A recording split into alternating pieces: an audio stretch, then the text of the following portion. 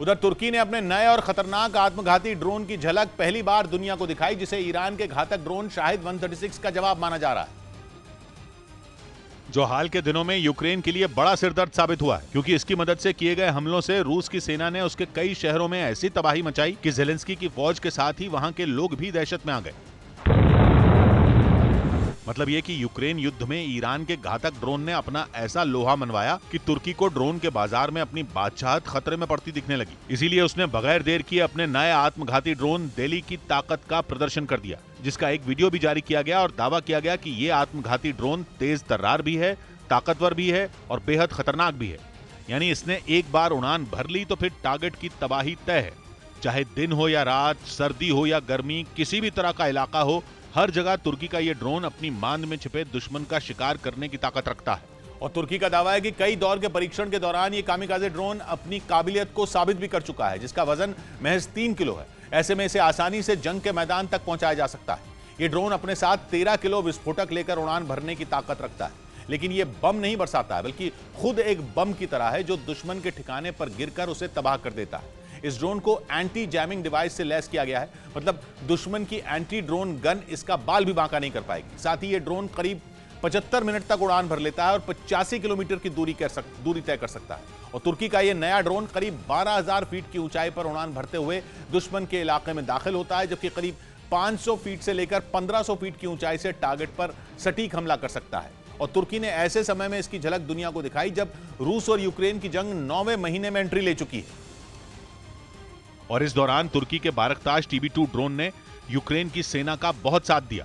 जंग के शुरुआती दिनों से ही तुर्की का यह ड्रोन रूसी सेना के टैंकों और बख्तरबंद गाड़ियों के लिए काल साबित हुआ। इसकी मदद से किए गए ताबड़तोड़ हमलों की वजह से कई मोर्चों पर पुतिन की फौज पीछे हटने को मजबूर भी हुई। और अब तुर्की एक नया ड्रोन लेकर आया है जो ईरान के शाहिद 136 ड्रोन की तरह कामिकाजे मतलब आत्मघाती है। ऐसे में माना जा रहा है कि अगर यूक्रेन की सेना को तुर्की से यह नया हथियार मिल गया तो उसकी ताकत कई गुना बढ़ जाएगी और वो रूस के ड्रोन हमलों का करारा जवाब दे पाएगी, जिससे लड़ाकू ड्रोन के बाजार में तुर्की भी अपनी धमक कायम रख पाएगा। उधर उत्तर कोरिया से जारी जबरदस्त टेंशन के बीच दक्षिण कोरिया ने आतंकी हमलों का मुकाबला करने की ड्रिल की। उत्तर कोरिया के आए दिन हो रहे मिसाइल परीक्षणों ने दोनों देशों के बीच तनाव एकदम चरम पर पहुंचा दिया है। इस बीच दक्षिण कोरिया ने अपनी नेशनल सिक्योरिटी ड्रिल करके उसे चेतावनी देने की कोशिश की, जिसके सामने आए वीडियो में सैनिक हेलीकॉप्टर से बंधी रस्सी के सहारे एक इमारत की छत पर कूदते नजर आए। अंदर दाखिल होते ही जवानों ने अपनी बंदूकें तान ली और उनका एंटी टेरर ऑपरेशन शुरू हो गया। इस दौरान आतंकी बनाए गए एक शख्स को ढेर होते हुए भी दिखाया गया और फिर बंधक बनाए गए लोगों को छुड़ा लिया गया। बिल्डिंग के अंदर दक्षिण कोरिया के सुरक्षा बल की पहली टीम अपना लोहा मनवा रही थी तो बाहर जांबाजों की दूसरी टीम अपना दमखम दिखाती नजर आई। सैनिकों की टोली आतंकियों की बनाई एक बस पर बिजली की तरह ऐसे तेजी से टूटती हुई दिखी कि उनकी फुर्ती का कोई मुकाबला ही नहीं था।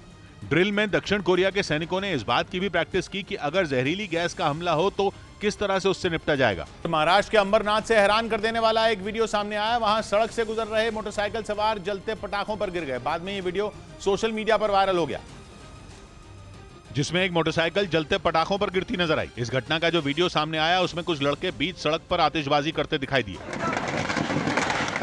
इसी दौरान कुछ लोग वहां से गुजरते भी नजर आए। तभी सामने से आ रही एक मोटरसाइकिल सड़क के बीचों बीच जल रहे पटाखों पर जा गिरी, जिसकी वजह से उस पर सवार 3 लोग भी उछलकर जलते पटाखों पर गिर गए। इस घटना के बाद वहां अफरा तफरी मच गई और वो तीनों पटाखों से बचने के लिए भागते दिखाई दिए। गनीमत ये रही कि समय रहते वो वहां से हट गए, वरना एक बड़ा हादसा हो सकता था। इस हादसे में तीनों लोगों को मामूली चोटें आईं।